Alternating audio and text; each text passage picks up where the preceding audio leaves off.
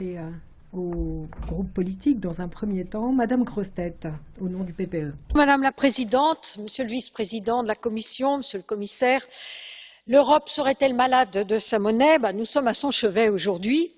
L'euro, vous l'avez dit, a été un grand succès. L'euro nous a protégés, certainement, mais aujourd'hui, notre zone monétaire est tiraillée par de trop grandes divergences macroéconomiques. Et ces divergences, elles creusent les inégalités et elles nourrissent l'euroscepticisme. L'euro est donc à la croisée des chemins.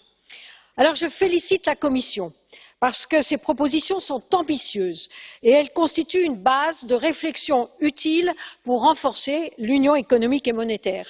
Et l'euro, ce n'est plus un tabou, tout doit être mis sur la table. Les clés de notre réussite sont au nombre de 3. La confiance, la responsabilité, la solidarité. Alors la confiance d'abord, c'est un préalable indispensable.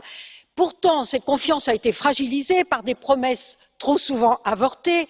De nombreux États sont sur la voie des réformes. J'espère qu'il en sera de même pour la France.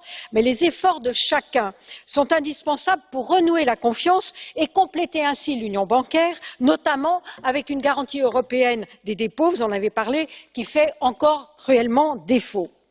Le corollaire de cette confiance, c'est la responsabilité.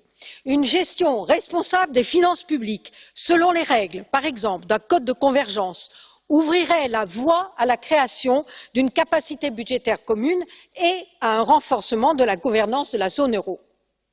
La solidarité, enfin, si nous voulons partager la même monnaie, nous devons mettre en place des mécanismes de solidarité. Il ne s'agit pas, bien sûr, de créer une union de transfert, mais de pouvoir nous serrer les coudes en cas de coup dur. Et je plaide à cette fin pour la mise sur pied d'un fonds monétaire européen.